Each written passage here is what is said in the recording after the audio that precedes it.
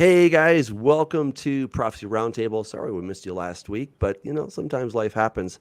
Hey, before we get started, I want to let you know that if you want to become a patron, you can go to patreon.com/Doug Hamp, and you can give as little as $2 a month. You can give $20 a month. You can give $200. You can name it, whatever. It's up to you, okay? But I just want you to know, thank you. All right, it's a big help to keep the show on the air, to keep the lights on, and all that stuff. So a big shout out to my patrons and big announcement. I am so excited. The Regenesis novel, I've been telling you guys, right? The Regenesis Code novel is coming out August 4th. And drum roll, please. I just finished recording today. I just finished recording the audiobook for it. So now I got to finish the editing, all right, so that it sounds pretty good. But that'll be coming out really soon as well. So you can get your Kindle pre-order. Guys, I'm begging you, please get it, okay? It's going to help the algorithm. It's going to help this thing go to the top of the charts. And I promise, well, I'm a little biased, but hey, I think it's an awesome book, okay? And my co-author thinks it's an awesome book too. And the people that have already read it, they think it's an awesome book. Okay. So I think you're going to love it as well. Think of it like Left Behind with maybe better eschatology meets the Avengers. Okay. So that's the basic idea of the book. Pray that we would get this onto the big screen, because this is an opportunity to let the world kind of see what's going on, right? Like see what the end times are going to be like from a pretty well-researched end times point of view. Anyway, think about that. Also, if you want to go to Israel with us, you better get on that, because the sign up is happening right now. Go to thewaycongregation.com for more info on that. And without any further ado, we are talking today about whether King Charles is the predicted beast of Revelation. All right. And we have Craig from Washington. He's going to help us look into this topic.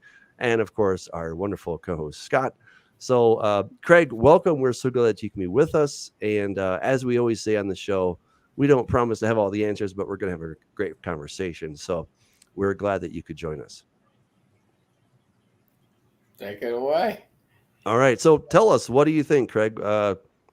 Give us your pitch here, why you think Charles might or might not be the predicted beast of Revelation. Might not be or might be.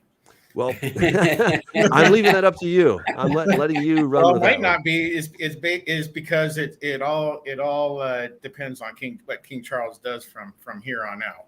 Okay. So that'd be the what might not be. So, and I think there's Monte Judah. He would say the same thing. Okay.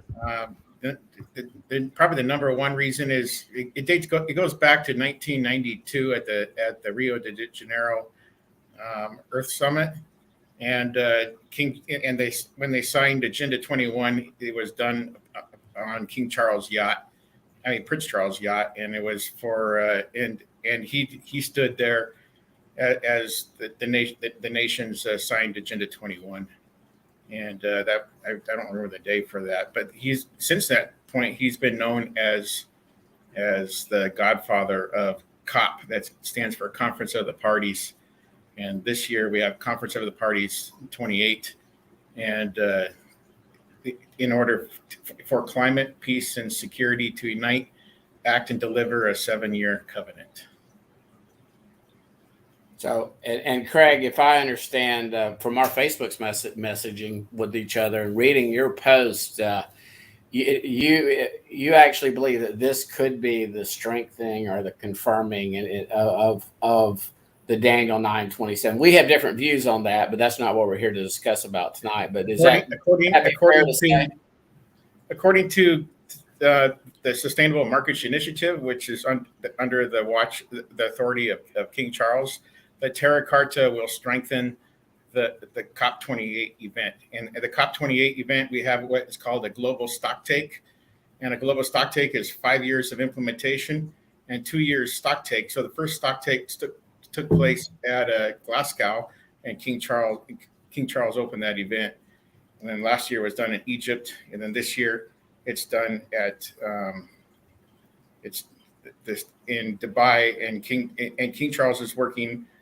I'll quote it. It says, King Charles Sustainable Markets Initiative will work with the UAE to demonstrate that the road is paved with action and that his Sustainable Markets Initiative is leading the charge to COP28, delivering on his mandate, the Terra Carta. And the Terra Carta is a 10-point action plan for nature, people, and planet. So it takes the Magna Carta, which is the rights of human beings, and it expounds it so it's the rights for Mother Earth, their Mother Earth religion, and then your plants and animals and all that. So animals have more rights than human beings. Or sort of like Gaia worship, Earth worship, if you will. That's exactly what it is. And that'd be Rome. We see that in Romans 1:25, where at the end time the people worship the creation more than the creator, and that's where we are today with Agenda 2030. Yeah. You know, it's funny because it used to be Agenda 2020 not long ago, and that was going to be the end of the world. 21, yeah, whatever. 21, that was going to be the end of the world. I mean, we just keep moving the goalposts. Not the end of the world. I know, but we keep moving the goalposts, right? It's, Agenda 21, Agenda 2030. Look, I think one day the end is going to come. That's why we do the show, right? Because one of these days it's going to all happen. But I think we got to be careful not to become Chicken Little and say that the sky is falling and this is it. So I'm really curious, Craig. Convince me, give me your best shot here. Why is King Charles... why is King Charles the predicted beast of Revelation? I want to know. Hold on one second. Just so you know, Craig, Doug went down the rabbit hole years ago, and he got bit by a bunch of conspiracy snakes, and now he's like once bitten, twice shy. So go ahead. Yeah, but I also ran into all these people too, Scott. So I know I'm teasing you, Doug. I know. From the biblical perspective, we're told. If we base the crucifixion and the ascension of Jesus Christ from 30 AD, and we go to Hosea 5:15 to 6:2, and it tells us, it says after 2 days he will restore us. On the third day he'll raise us up. Yeah, he'll raise us up on the third day, which would be after 2001 years or 2000 years, so it'd be the 2001st year. And if the crucifixion was indeed 30 AD, that would have to happen. We'd be at the last 7 years beginning this year, based on that prophecy. We also see that with the Good Samaritan and other instances in the Bible where there's two days or 2 days time mentioned, and then he comes back to he gives the innkeeper his reward at the end of 2 days. So, but why are you saying that? Just shows you. That just tells us where we are on the timeline. Okay. It would be additional evidence, persuasive evidence from just a biblical standpoint. And again, what we see aligning right now with this agenda, this global government, and that's what they're talking about doing, Doug, is forming a global government. And this is sort of 2021 was never their end game. In other words, at this point in time, they're really saying it's just like all the dominoes are coming into alignment to where they can all tip over. And again, it may not happen, but just to, there's difference from being Chicken Little as opposed to watching, which is what Craig's. I like I say, I really respect Craig because again, he's put in the work, he's done all this research, but like he just said with Monty Judah, it's more of a, hey, I'm really watching, but I'm not saying that God revealed this to him. He's not saying God revealed this to him in a dream. I'm not saying, never say that. Not like a certain guy, the cup of tea and whatever. Yeah, no, Tim's like, I prayed and God revealed it to me, and by golly, no doubt Charles is the Antichrist. I mean, he's not budging. Sure, yeah, I know. So, well, again, I'm open. Out of that persuasion. I'm not going to budge off of it, but here's more in the more recent events in Revelation 6:1, Revelation 6, we have the opening of the seals, and the first seal we see that the rider of the white horse is given a bow, and then he's given a crown. And then he goes forth to conquer, and I believe the bow was given to him at the World Economic Forum in 2020, and he's got there's you have 3 ostrich feathers above his head, so it looks just like this. And then each line is there's 6. There's each feather or bow. There's 6 lines in each bow, and then it reads 666. So there's one instance right there. His name, King Charles III. The way it's written in Hebrew is King Charles Vav Vav Vav, and that's King Charles 666. And okay, hold on. I got to stop you right there. What do you mean? King Charles is not Hebrew, so why would it necessarily be suddenly in Hebrew? Well, the way that a Jewish man would read it, just the way they write it in the cursive. I read Hebrew, so tell me how so in the what cursive, we're talking about.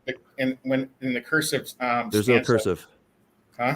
There's no cursive. Well, the way they write the 1, 2, 3, and in the Roman numerals. Aleph, Bet, Gimel. Okay. The Roman numerals, they don't use Roman numerals.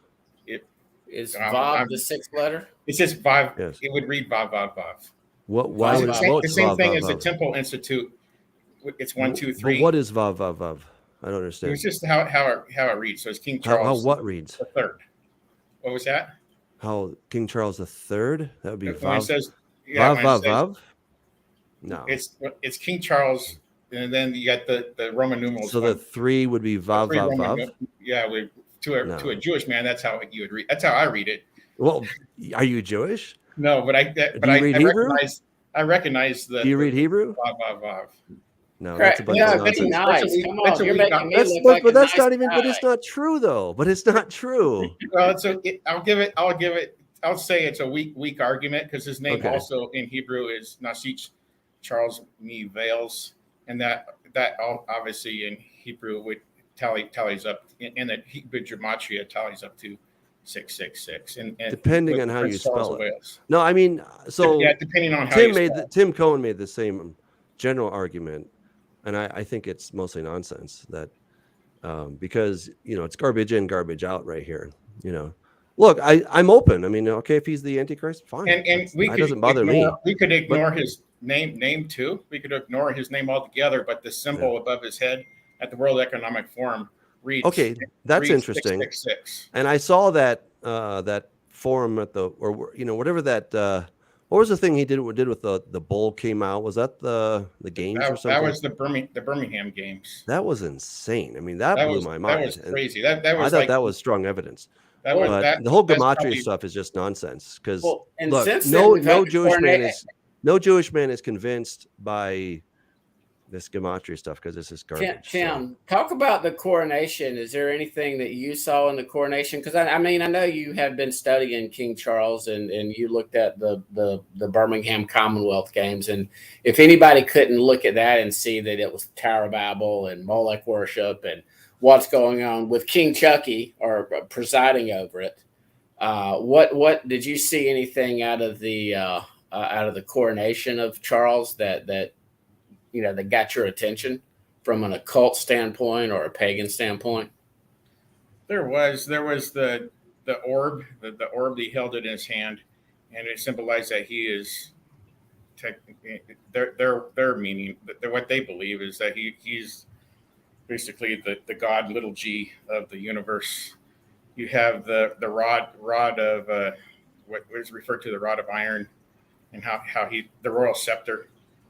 And so there's a lot of symbolism, and you got the holy oil that was taken from the Mount of Olives, and so there's some symbolism there that within the coronation that would reveal potentially that he is the Messiah to Israel, and then the chair, let alone the chair that he was coronated on, is called the stone of scone, and they believe that stone that Jacob laid his head upon, and that King Solomon and King David were both coronated on. And from your research, doesn't not that it's true, but does not the royal family teach or believe that they do descend from David and King Solomon and the Yes, divine. yeah, you can find that. You can find that on Ancestry.com, and they have their ancestry chart going all the way back to King David on the throne. I don't believe that's true, but that's their belief that they're trying to put out. That's their claim. Yeah, that's their claim. I don't think all three of us would believe that. No, I don't believe it from a standpoint of a deception. And again, as I said at the outset, I'm not pinning the tail of the Antichrist on Trump or somebody put about Bill Gates or Elon Musk or the Pope, or although I do think the Pope is the false prophet, but I'm not putting I'm not doing that until someone actually stands in the on or in the holy place. I'm not gonna go, okay, that is the individual or that's the person. But I do think it's interesting to at least someone like yourself who's researched this. What about the coat of arms? I know Tim Cohen in his book, and I listened to your interview with what's her name, Jamie. Am I getting her name right? The lady that you. But then you've never even read his book. But what about your studies on the coat of arms as far as on the left side you have the head of a lion, body of a leopard, body as a leopard, and feet as oversized as a bear. So you see that symbolism and revelation. On the top, within the whole coat of arms, you have 7 heads and 7 crowns. Each crown there's 5 hooped crowns and then two other crowns that are of a lesser meaning. Within the central part of the coat of arms, you have 10 lions, which technically could represent 10 kings. And then the 11th one rises up and strikes down 3 of the lions. To the left, you have the little horn with eyes of a man with an open mouth as if speaking great words. And it has, interestingly, it has the hoof of a goat and on the horse. And then that's chained to the red dragon. And the red dragon is encased in an engagement ring, which means the red dragon will rule with the king. And I think that, and then it says, in heraldry it reads, "I, the Black Prince, serve the red dragon." And in the middle it says, I'm going to summarize it: "Shame on anybody who thinks this is evil," and that's said in French. So that's a basic summary of the coat of arms. What about we mentioned the Gaia worship and everything? Did you see the invitations to the coronation? That little green monster-looking thingy down at the very bottom. Yeah, they believe he believes he's the Green King. So that's you can just type in King Charles, Green King, and you get all the information you need for that. And so how did you? I know this, but for this audience, how was it that you even got interested in this? I think you were a dishwasher at I was working as a dishwasher at the Masonic Temple in Scranton, Pennsylvania. I worked for a catering department, so we just worked there as a catering service. So I thought that was a fascinating story. Describe what you did. In other words, how did you? On my lunch break, it's like I've always heard stories of growing up of the Masons, and so I decided to go on what I would call a walkabout. And they had one room that was unlocked, and so I walked in the room and it had a view of what I guess is a temple room, and it kind of reminded me of the layout of what we learned in Sunday school of how the temple was designed, and it's like with the altar in the middle. And I go, these guys, and then they had their paperwork all there, and I was doing a little bit of research for 30 minutes, and that's all I had. And I go, these guys want to rebuild the temple in Jerusalem, and that's basically what I learned. And I knew they would put their front man into that new temple, so in Jerusalem. And so, yeah, and that's sort of where I was backstory, what is your understanding on the Freemasonry, and is there, and what would you base it on as far as, is there like a top Freemason? The top Freemason in the world, but they just announced this the other day. The top Freemason in the world is King Charles under the Order of the Garter. That was just announced like 48 hours ago. And what is the Order of the Garter? That's the highest heraldic order, and it I don't remember how far back it goes, but it's kind of evil, really, but it's just the top knightly order, and they give their support to the top king or queen, and obviously Queen Elizabeth was the head top Mason for 50 plus years. It could have just been total coincidence that she was the queen for 70 years. I mean, that could just be a big coincidence. Well, it could be a coincidence, Scott. I mean, it could be. I'm saying it could people, be. you should, unless you kill yourself, you don't typically plan your own death. So I don't know, like. I'm just saying it just happened. Maybe you've gone too far down the rabbit hole, Scott. I don't know. I start wondering. I live in reality, and I'm not running around. I practice law, raising chickens, and going hunting and fishing and playing golf. You'll go down the conspiracy hole, though, buddy. Just because you have a day job doesn't mean that you can't go wacko on the weekends. Whoa. So, So on this issue, Doug, there is so much. And again, I'm not the one. I put it this way. I wouldn't argue that he is, but I think to ignore what the evidence is folly of what are what's we happening looking in the for? world. And I haven't heard any about, evidence that really. Well, number one gives me thing you a could be compelling right argument that he's now the to look Antichrist. for is the confirming of the Paris Climate Agreement. Well, how do you know the Paris Climate Agreement is the agreement that we have to be looking for? There's all these assumptions here. That's what I get a little bit, just frustrated with, because we're making a lot of assumptions, and then we're like, well, based on this assumption, this must be true. Within the Paris Climate Agreement, there's a mechanism called global stocktake, and that produces a 7-year covenant every 7 years. And this year is the first global stocktake the world's ever seen. And specifically, they've set aside a day for peace and security on December 3rd, and then their plan is to strengthen the Paris Climate Agreement for 7 years, beginning on December 12th. And then that's the word that they use. They use strengthen. They're using the word strengthen. It's right on their website. Okay. And if you go to the website on Twitter, they're using the word confirm. So we have what are called necessary and sufficient conditions for something to be true, right? Life on planet Earth couldn't happen without oxygen, right? Like, that's a necessary condition, but it's not a sufficient condition. We got to have all these other things too: sunlight, water, maybe God creating things. There's that. But just because we have a necessary condition doesn't mean it's a sufficient condition. So you have a 7-year covenant. Okay. And granted, that's interesting. Strengthening, that's an interesting word.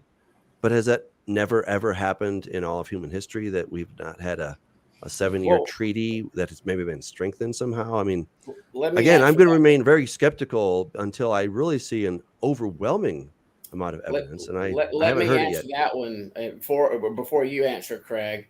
Has it ever been 7 years before 2,000 years when Yeshua returned to his place? Has it ever been approximately, or right on, and I'm not a right on guy, but approximately 1,993 years since our Messiah returned? Has it ever occurred in the history of the world? Not. But again, we're making an assumption. That's not an assumption. We're that close to the end. And okay, I think we are, but I don't know that. If we're in a court of law, Scott, I don't think we've proven this to the jury at all. So lay out the case for me. Lay out the case. Come on, make the case here. We also have the subject of peace and security. 1 Thessalonians 5:3 states that when they say peace and security, and then it talks about the pregnancy of the woman, and then there's sudden destruction. And we have this day designated for peace and security. I'm not saying anything's going to happen on that day, but it says then sudden destruction follows that, and that would seem to indicate that the tribulation starts after their statement or their day of peace and security. And we have that first day that they claim that's ever happened on December 3rd. I think it's happened in the past with probably the Tower of Babel, but that's my opinion. I can't base that on biblical fact, but that's the reason for the Tower of Babel is for peace and security. The reason for the Tower of Babel is for peace and security? Because they wanted to build it high enough to stay away from the flood. Oh, that's not why they built that. That's not true. But they built a tower. They built a tower to heaven it's a symbol of rebellion. It's basically what it is. And we have the same symbol of rebellion today with the Paris Eiffel Tower. They're using that as their symbol of rebellion. Wait, so the Eiffel Tower is now a symbol of rebellion? Actually, that's why it was built. There's a historical fact for that, but also they're using the Burj Khalifa for their symbol too. So we have two symbols they're using for this climate agreement, and both of them are towers. So the Washington Monument's just a big giant phallus symbol because it means nothing. The Statue of Liberty. No, that's probably not a cultic at all. Well, the days of the week. I mean, we shouldn't even talk. No. I'm talking about the layout of Washington D.C. The fact that it's. I know. I've studied all that. It's very. Well, you got the layout of it. But we're not talking about Washington D.C. So don't give me a. They're all related. Don't give me a yeah, but so. He's right, but you also got Vatican too. So you have all that symbolism there. Wait. Let's stop for a second. Okay, let's assume I know nothing about what we're talking about here. You've made the claim that King Charles is the predicted beast of Revelation. I haven't heard one solid piece of evidence for that case. All right, we can go to Revelation 17, 9 through 11, and it states there's 7 kings. Okay. Five have fallen, one is, and the one who is to come is the 8th king. So if you go to the Holy Roman Empire in the encyclopedia. Why are you starting there? Because we know based Why on not go back to Babel? Why not go back to Babylon? I'm going back to Rome because Rome is what? But why iron. Rome? Why? Rome is the iron that of the 4th empire. Yeah, we're in Rome. Hold on, Scott. Wait a second. How do you know that? How do you know that Rome is where you should be starting? It says the whole thing has to do with Babel. Because we know there's a city upon 7 hills in Revelation, and Babylon, that's Rome. Jerusalem is on 7 hills supposedly. That's not a very strong argument. So you're giving me a lot of maybes, assumptions, and then you're building on top of that assumption, but we don't have anything concrete. Well, I'm saying if you go to the encyclopedia and you look up Rome, city of 7 hills, it's common. But that doesn't prove that it is the city that we should be looking at for the 7 kings. Well, if you go further and you go to the Holy Roman Empire and you look at all the list of kings, there's 7 kings that have the same name, and that name is Charles. Charlemagne. Charlemagne was the first one, and then you had Charles II, Charles III. The Holy Roman Empire, the Third Reich. It never went away, Doug. I mean, but just moved over here to Scott, America. you can look. I've done a lot of research on this whole thing too, and I think we should go back to Babel because the Bible talks about Babel. Why should we go back to Rome when we can go back to Babel, and we can point out 7 kings that have come from Babel, but there's that have much more to do, that are much more on point than, because everybody's picking 7 Roman kings, and they kind of, some start here. Let's start with, I don't know, with Julius Caesar. Oh, let's start with him, or let's start with Augustus, or let's start with some other guy. And it's always ad hoc, whatever I feel like, whatever seems to work. But we never get back to bedrock. That's what just frustrates me. Craig, let me fill this one real quick, because I say this all the time. All roads just make a pit stop in Rome, but Rome, Greece turned into Rome. Before Greece, there was Medo-Persia. Before we go, all roads lead back to Babylon, Doug. I don't even think Craig is arguing in other words otherwise. But right now, we're in the Daniel 2 part of the equation where we're down in the little toes in the feet right now. The iron, which is no doubt Rome, I don't think anybody would really dispute that the two iron legs, the east and the west, is Rome. And now we're probably Rome and Byzantium, right? Well, the Eastern and Western Empire. Rome divided into two. We're still in Rome. I understand that Rome is part of the equation. I'm not disputing that. However, when we talk about 7 kings, again, that's where we're making an assumption that the 7 kings must be Roman kings, when in fact we could look at 7 kingdoms, right? Because it also talks about 7 mountains, and so these are also kingdoms. So we could start with Babel.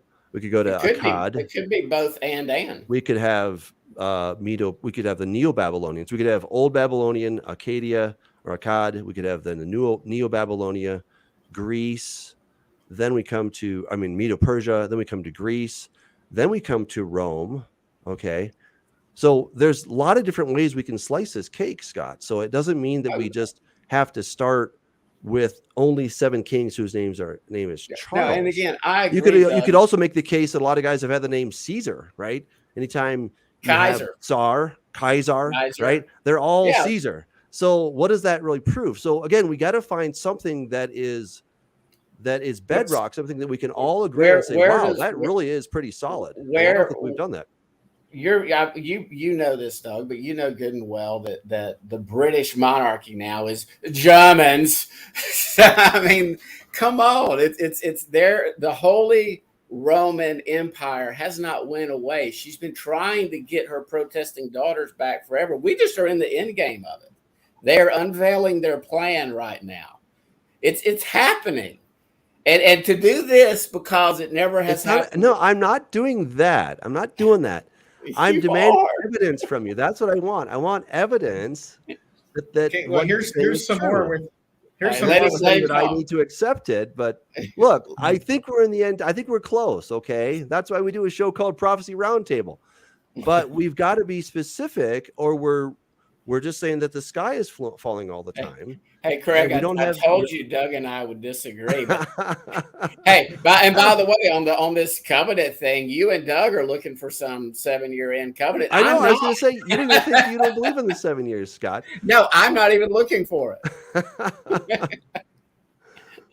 Anyway, Craig, go ahead, buddy. All right, go ahead, Craig.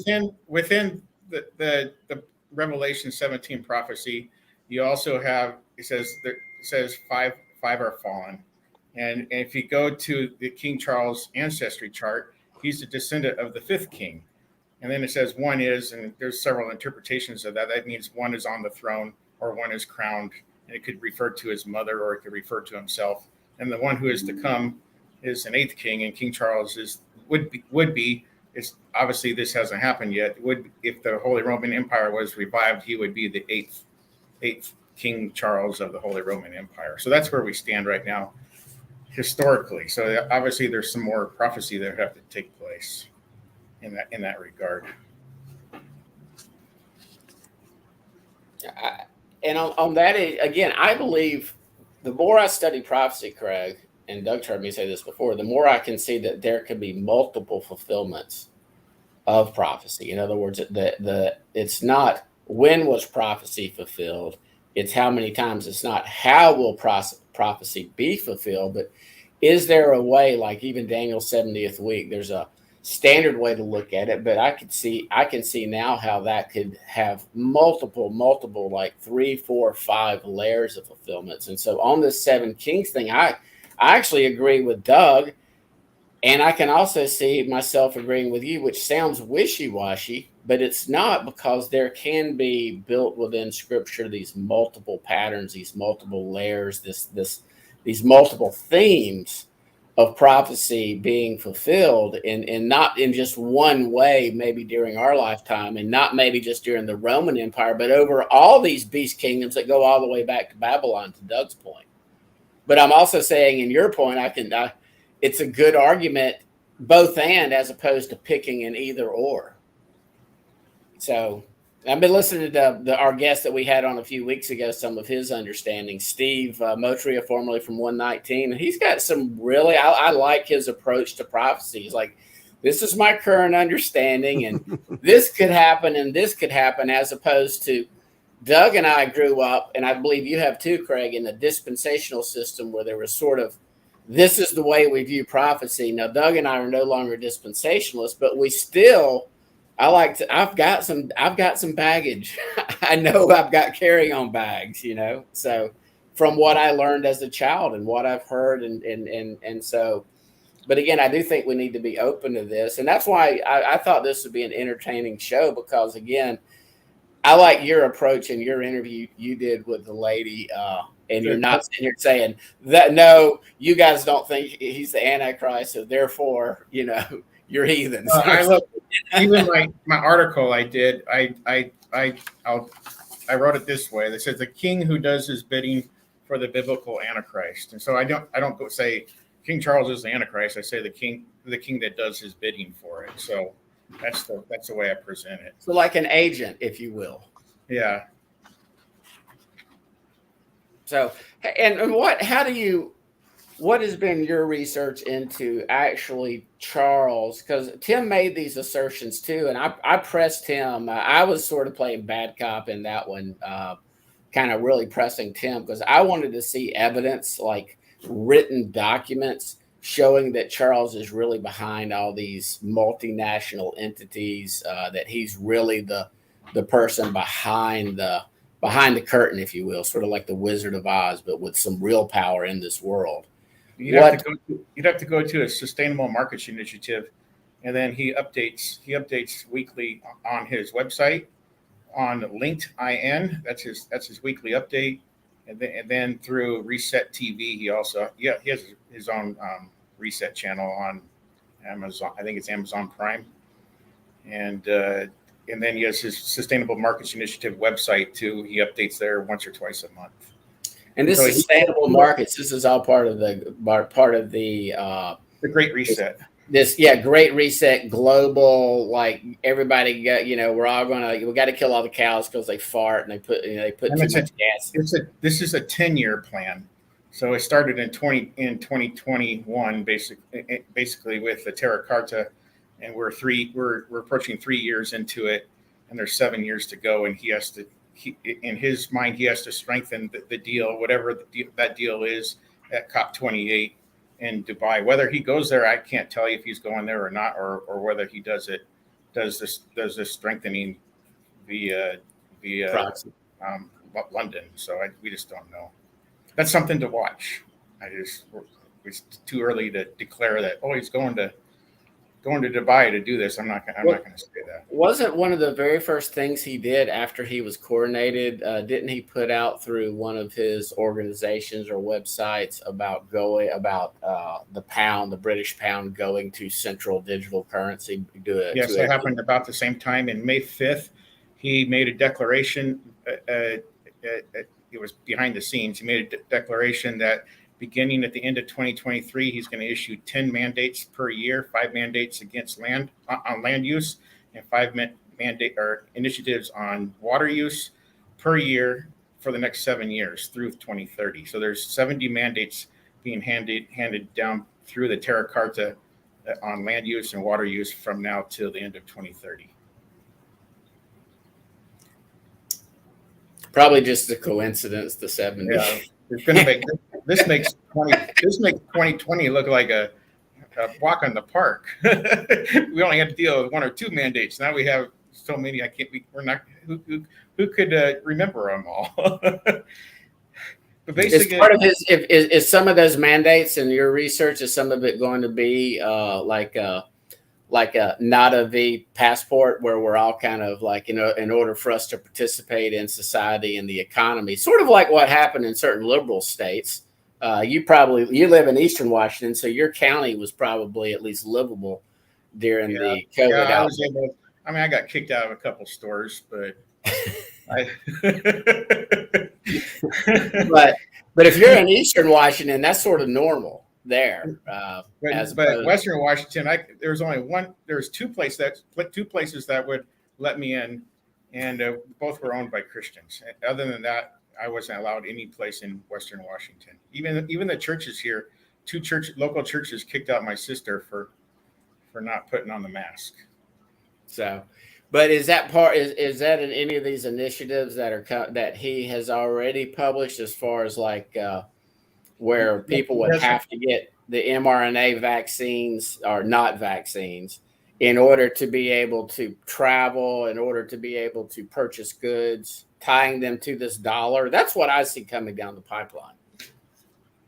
It's his mandates are specifically on water use and land use for nature. That's what it specifically boils down to. There's other mandates on top of that through the UN Agenda 2030, and there's 17 goals, 169 targets, 50 mandates as of today. I don't know what any of those mandates are, but we can assume what some of them are. Some of them are against eating meat, for example, and that's just one example off the top of my head. I guess to really get into Charles' mind, you have to read his book, and I call it the same book that Adolf Hitler wrote, and it's his struggle to bring about. It's called Harmony, and it defines his struggle to bring about a sustainable world. So he's known as the Sustainable Prince. I have a book by Joan Vion.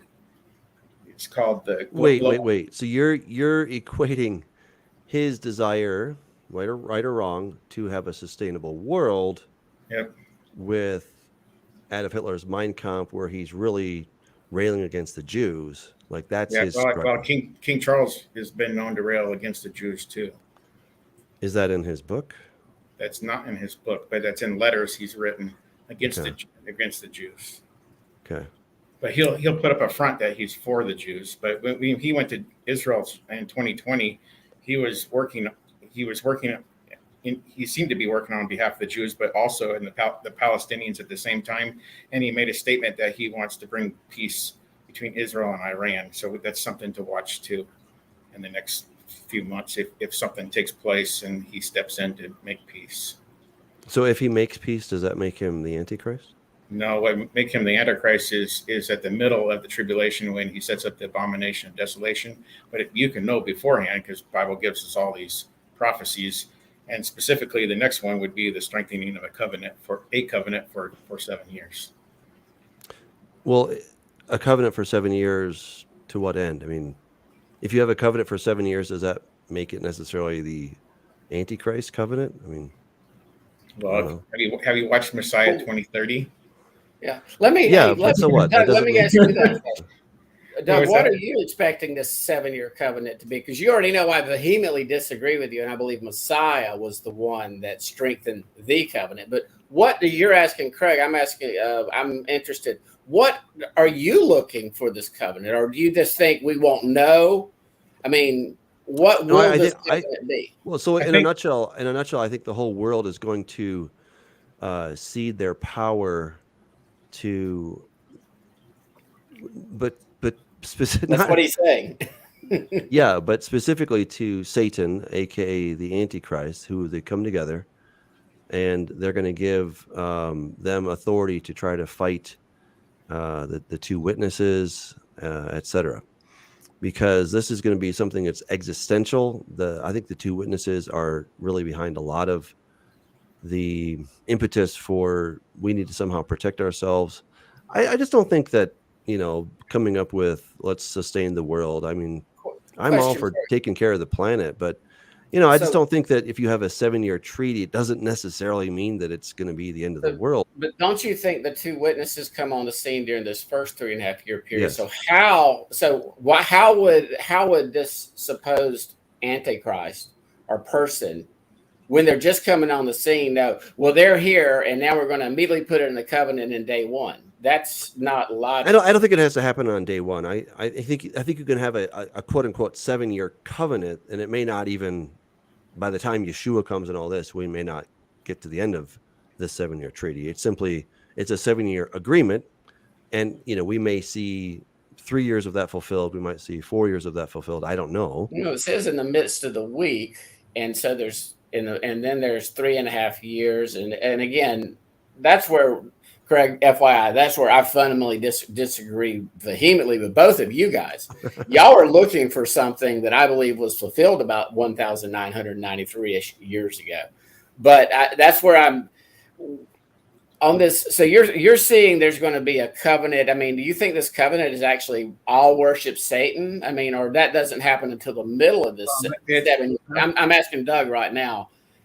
Into the middle of the 7 year thing, like Craig said, I think that's when we will know. When the abomination of desolation is set up and it stands in the holy topos. It's not the naos, it's not the Huron, it's a topos. It's a topographical location, a GPS coordinate, if you will. When that happens, I think everybody will know at that point in time. Now, Craig believes we're going to be out of here 3.5 years earlier. I would love to be wrong on this, and Craig, you'd be right, by the way. But we don't believe that. But anyway, Craig did say that's when people will know for certain, right, Craig? In other words, right. And some people will know. Obviously, the whole world, the whole world's not going to know when the deal's done. So this deal is actually, if you go to the UN website, they're counting down to the end of this deal already, and it's at 7 years, 5 months. Probably 29 days, so many hours and so many seconds. So they're counting down, but their countdown date is to December 30th of 2030. And they believe they're going to have a covenant within 5 months and X amount of days, around December 12th. So we'll know if this thing actually begins, and By according to December your 12th. estimates, by the midpoint of 2027, if we don't see an abomination of desolation, then it was all bunk. December Is that 12th, right? you should see a covenant around December 12th. I'm not going to say it's going to happen on that day because the UN COP program is notorious for running over. So they run over every year. So it could happen the next day. But December, it'd be interesting if it ran over until the spring. But December 12th is their day that they want to strengthen the covenant, and that's it. That's the Paris Climate Agreement, which I have it right here. I've got to read this thing to you too. You're gonna this thing on the Goals House report. I've got to read this to you. It's really interesting. But here's the Paris Climate Agreement right here, and it's like 54 pages. I bet that's fascinating reading. Oh, as boring as Mud. I'm a lawyer, Craig, and I would not. You couldn't pay me to read that. Well, yeah, you could. You could pay me my hourly rate to read it, but that's the only way. Let me see if I can find. Oh, I got to read this. So that's not it. But I had it right here. This is on the UN Agenda website, and they're talking. If I can't find it, I'll just paraphrase it. Yeah, I'll just paraphrase it. Now, whose website is this on? Goals House. They're meeting right now in Cannes, France, to towards the SDG goals, Agenda 2030. So I'm not seeing it. Oh, it's right here. So they've written a poem and says, "I love goals," and I'm going to read this thing. So turning and turning in the widening gyre, the falcon cannot hear the falconer. Things fall apart, the center cannot hold. Mere anarchy is loosed upon the world. The blood-dimmed tide is loosed, and everywhere the ceremony of innocence is drowned. The best lack of all conviction, while the worst are full of passionate intensity. Surely some revelation is at hand. Surely the second coming is at hand. The second coming? Hardly are those words out when a vast image out of Spiritus Mundi troubles my sight somewhere in the sands of the desert. A shape with a lion body and a head of a man, a gaze blank with pitiless as the sun. It's moving its slow thighs while all about it, real shadows, that's REEL, of the indignant desert birds. The darkness drops again, but now I know that 20 centuries of stony sleep, that's 2,000 years, were vexed to nightmare by a rocking cradle. And what a rough beast, its hour has come around at last, slouches towards Bethlehem to be born. And it has it right here. I love goals.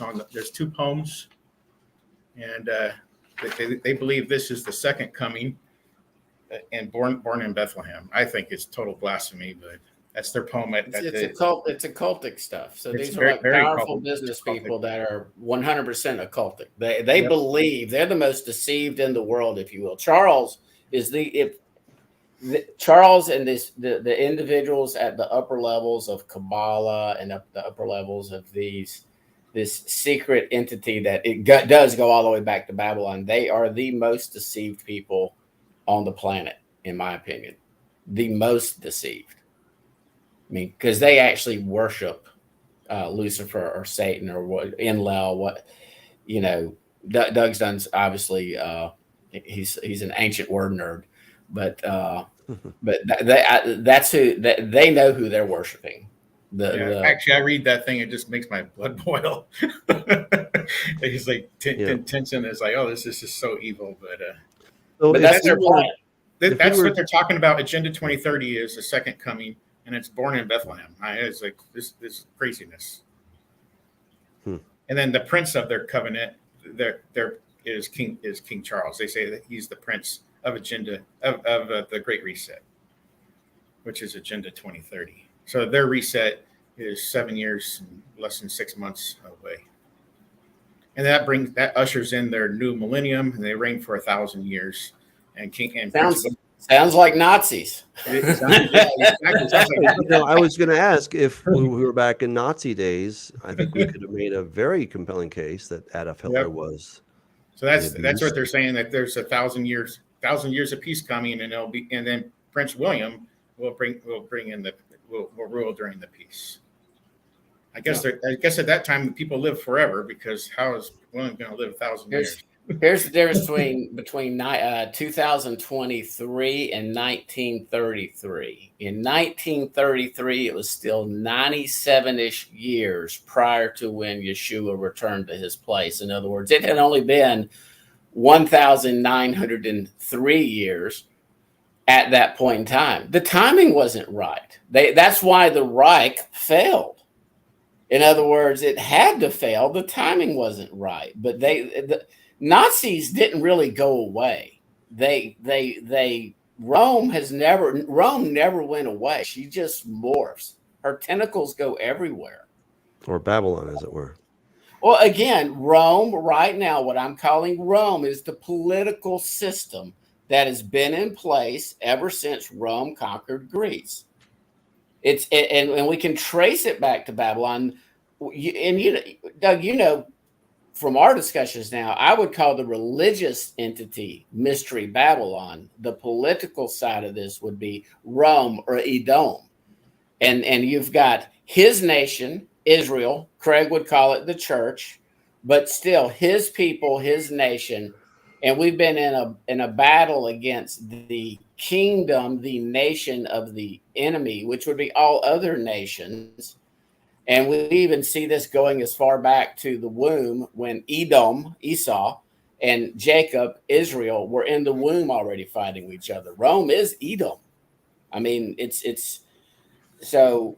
But again, I agree with you, Doug, that yes, the ancient mystery religion, where everything stems from, it definitely goes back all the way to Babylon, and that's why it's called Mystery Babylon. And so when I'm using Rome, I'm referring to the political entity, if you will, which obviously has these ancient occultic phallic symbols, Freemasonry symbols everywhere in London, in DC, at the Vatican. I mean, there's nothing new under the sun. It's just, it's only now that people are actually starting to really see this without being called crazy conspiracy theory nuts.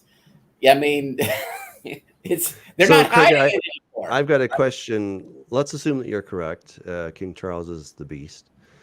How is he going to kill the two witnesses? And what do you think, or who do you think the two witnesses are, or what are they? Two witnesses, I believe, are two men.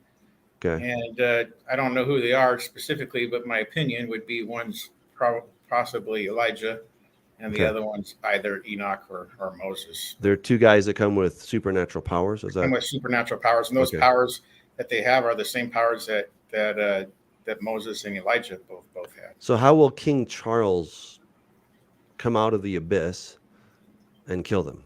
How does that all work? You're asking me a question I probably can't really answer, but he comes up because the abyss is basically hell, and Well, it's the underworld, right? It's the grave. yeah, it's the underworld. It's not necessarily hell because that has a lot of different connotations. But as far as the abode of the dead, in theory, when Satan indwells the king at the midpoint of the tribulation, we know he's king because he comes with a crown. Okay. But when the Antichrist is indwelled with Satan, you have basically you have the one that rises out of the abyss. So Satan and the Antichrist are one because Satan indwells the Antichrist. Okay. And Doug's pressing you on a topic that I'm being I'm saying more of my opinion on that. Craig, I'm being very gentle right now because that's why even the title, when Doug was like, what do we call it? I said, please call it the beast instead of Antichrist. And the reason is, I believe King Charles might be, like you've pointed out, a world leader that's being used by the forces of darkness, by the powers and principalities to put this their end game into effect. But I believe the beast that we see in Revelation is currently under lock and key right now in the abyss. In other words, it's not Trump, it's not Charles, it's not, they're just human pawns, if you will. They're like the little head puppets. And King Charles may be the king puppet, if you will. But ultimately, the beast, it says that the beast is in the abyss. It's the beast that comes out of the abyss that kills the two witnesses. That's why, right, the term Antichrist is sort of like other terms I won't say right now, that it's like nails on a chalkboard, because the Pope is Antichrist, Islam is Antichrist, Buddhists are Antichrist. There are many, many Antichrists. There have been Antichrists, but Scripture is pretty clear. There's a beast that's currently in the abyss that's being kept there for a special purpose and a special reason. I believe it's ultimately to judge Mystery Babylon, and obviously to cause his people to come all the way out of her and to repent, which is part of why we even have the tribulation, the Great Tribulation. That's where you and I would differ, Craig. The tribulation is for us. In other words, he's not coming back for modern day Christianity right now. That's not a spotless bride by any means. There's a lot of purifying that's got to go on in the body before he would ever thinking about taking. And I'm looking in the mirror. I'm looking at me. Before he would ever take you as a bride, you got a lot of cleaning up to do. But we've got some questions. We're almost out of time here. Anthony Watson asks, Zechariah 1:18-21, who are the four horns that scattered Judah, Israel, and Jerusalem? Who are they? I don't know if that's entirely on topic here, but I don't know if anybody wants to take that, or we can. Greg, you take it first. I like the punt. I'd have to go look at the passage. Hey, I would say this on that. I'm not even going to give my opinion, but if you want an excellent teaching on that topic, I'm sure Dr. Hamp could do a great teaching on that as well. But Halisa Elwine has, if you can find it, an excellent deep dive into the four horns and the four horns of the altar and the four altar judgments. It's really, really, when I say deep, she'll spend 10 hours and 3 or 4 teachings on it. So you'll have to be patient because she's very methodical in her teaching. As far as the beast is concerned, I look at King Charles as like this, and the beast is. So that kind of answers Doug Hamp's question. and I can see Charles being the man that gets killed, if you will, if we're going to take that literally. That, in other words, it could be Charles, it could be Jared Kushner, it could be some person we've never heard of now that appears to die and then gets like in a fake resurrection, and the whole world worships him. I mean, this beast who was dead, if we view it that way, that there could be like a fake resurrection. I believe it could be right around Passover. In other words, at that time, this person dies, gets assassinated, and then they come back to life with the beast, full blown on beast mode, if you will. But again, that's just Semi speculation. A few more questions here. I believe that goes back to 1806 when the Holy Roman Empire faded The away. historicism view. So that's a different. There's merit to it. I don't deny that there's some fake resurrection that could happen. That's a possibility. So yeah, I think historicism has a lot of validity to it. So Tracy Dillard asks, will the beast embody a human who becomes the Antichrist? We were pre-answering that question just then. I think we answered that already. All right. So Anthony says, can Islam be traced to Babylon? Yes. All false religion can. Yeah, that is absolutely true. Yeah. And then a comment from a true Christian. According to Josephus, the Tower of Babel was built in case the world was flooded. Once again, this goes against or shows a disbelief to the promise of the rainbow. I would agree with that statement by Josephus. I said that earlier. Yeah. Doug, what's your understanding? I mean, why? I mean, I think they were being defiant and staying together and being defiant toward God, if you will. But what was it? What is based on your research into the ancient Sumerians and Akkadians? What was the symbolism, or what do you understand? No, I think they were trying to make a gate to the gods. That's what a gateway. Bab is a gate. El means God. Even in Arabic today, you talk about a gate, it's called Bab. That's the name of it. So, you know, I think they were trying to make a portal, a dimensional like a portal. Stargate. A Stargate. Yep. And you see this in the ancient writings. They even talk about how this is going to be the connection between heaven and earth. This is going to be the link that is, you know, tying heaven and earth together. And so all of these different ziggurats in the ancient world had that designation of being some kind of a bridge between the two, a dimensional portal, if you will. So they weren't trying to, as some of our flat earth friends suggest, trying to, build a tower so they could touch the dome. I mean, actually, actually, you're going to step in it again. I know. In Prince Charles' book, but anyway. But no, they were trying to build a dimensional portal. That's what they were trying to do. It had nothing to do with touching some, sky dome or something like that. So we have that symbolism in the book Harmony as well. Really? What, yes. Like a spiral? The spiral ziggurat is in the middle of the book. So I open up the book and there's a ziggurat and there's all this pagan symbolism that's associated with it, right in the middle of Charles' book. That's the one. That's a much later painting, a representation of the Tower of Babel, right? I mean, he's using an actual picture of a ziggurat. It's an actual ziggurat. Yeah, it's an actual ziggurat. Okay. Well, and isn't that what the European Union, they're at least modeling it on how they pictured, this spiral tower? I mean, well, the spiral was a very different idea. I forget who painted that, but that is not represented in the ancient world. No, I mean, I've seen the Mayan and the Incan, and obviously they're all similar. Yeah, but they're not spiral. I mean, that was something that was. I understand. Yeah. Wow. Well, thanks, Craig. I mean, you gave us a lot to chew on. It was a lot of fun. As I said before, we don't always have to agree, but we have a good conversation about it. And man, if I'm totally wrong, I'll eat humble pie. I'm happy to. But we'll wait and see. It sounds like by the end of this year, we should know if we're into some kind of a 7-year covenant or not. I predict we won't be, but we'll wait and see. We can take bets right now if we want. That'll be, it's all part of the good stuff that we talk about.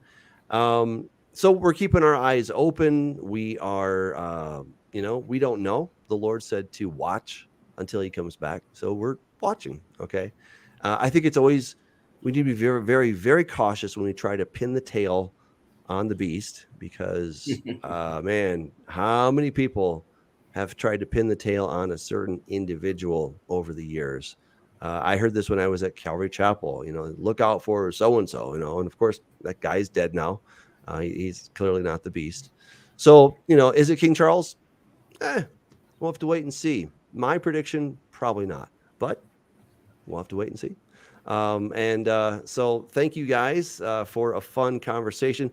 Again, if you want to go to patreon.com, you can make any kind of donation. Thank you for that. Big shout out to my patrons. Guys, get the book. Go to amazon.com. You know, that really big website, right? And you can put in Regenesis code and you can get the book on pre-order. Okay. It's only 99 cents. That's the cheapest I could make it. If I could give it out, I would, because I want you to read it, right? Whether I make money or not, money's nice, but I want you to read the book because I think you're going to love it. And I'd love it if you left a little blurb about, wow, that was great. You know, that would be fantastic too. So please help me out that way. Pray that this becomes a movie or a TV series, a Netflix series. And I really think we can at least make we give the world something to chew on. Let's put it that way. All right. So thank you, everyone. And I pray that you all have a good night. I'll see you next